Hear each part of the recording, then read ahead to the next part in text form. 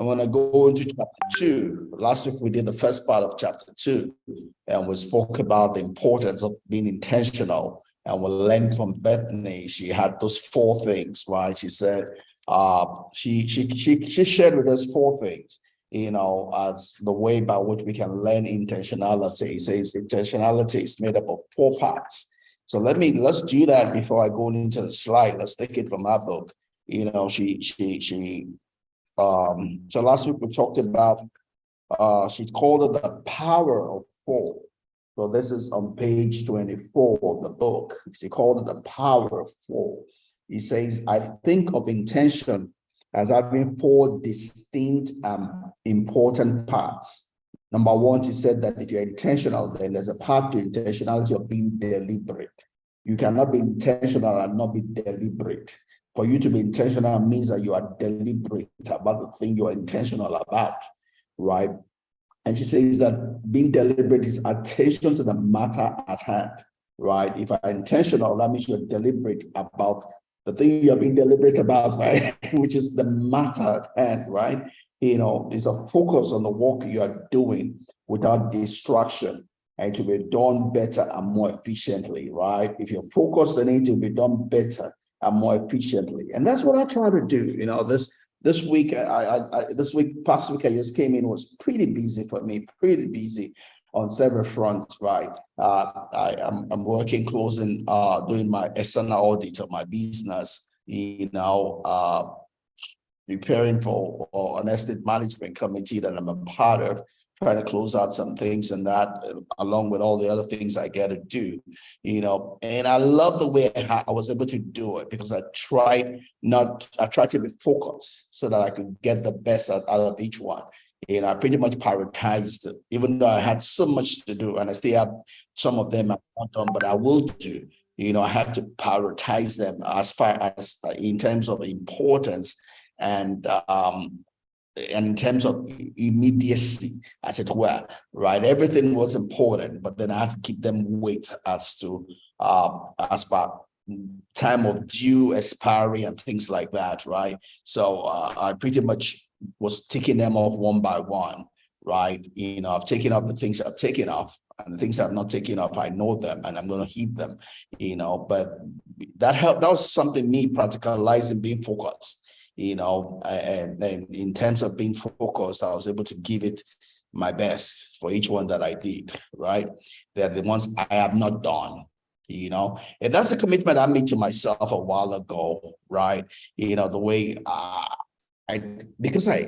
hurry would say is a demon, right? When you are in a hurry, you are going to miss issues of life, right? Hurry is not of God, right? I love my what's his name? Willard Dallas, right? It's an old minister now in seminary, and he had that. Was him? Yeah, he had that quote where he says, "Ori, is a demon." It's not that it's of the devil; it's a demon itself. When you're always in a hurry concerning your life, you're gonna miss the salient issues of life.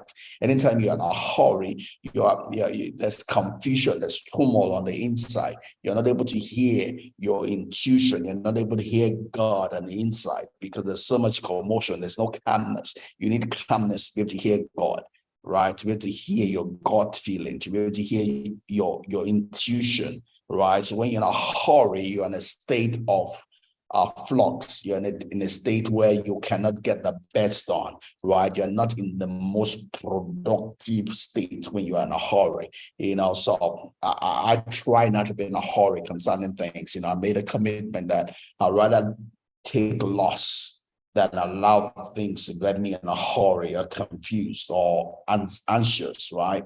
And I take loss, means sometimes I don't make some payments and whatever it is I paid, but I value my peace and my calmness, my stillness, my being in control more than I value, what it might cost me to be in that state, So like this week where I had a lot of things to do, I had to prioritize them, right? Be willing to take a loss, for the things that don't get done, early, just to be able to get me ticking things off, right? There are some things I need to do this week, because there are penalties around them and they probably affect other people, so they come bubble up, right, in my schedule, starting from today, through the week, but I hope you learned something from that. But I live my life not to be in a hurry, right? I'd rather take a loss than to get myself agitated and in a hurry, because hurry is not of God. Hurry is a demon. Hurry comes to take from you, not to give to you, right? So that's the first point that she had there in talking about the power of being deliberate, right? And number two is talks about clarity, right? It says that for you to be intentional, you need to have clarity, right? You need to know what you're doing, right? You don't go into something and you don't understand the factors, right? You don't understand the factors. You don't understand what are the benefits? What are you losing? What are you gaining? And that brings to mind a meeting I was in yesterday. I'm part of some estate management committee, and yesterday was one of those low days, right? And we're trying to make a decision and people are bringing their emotions to bear.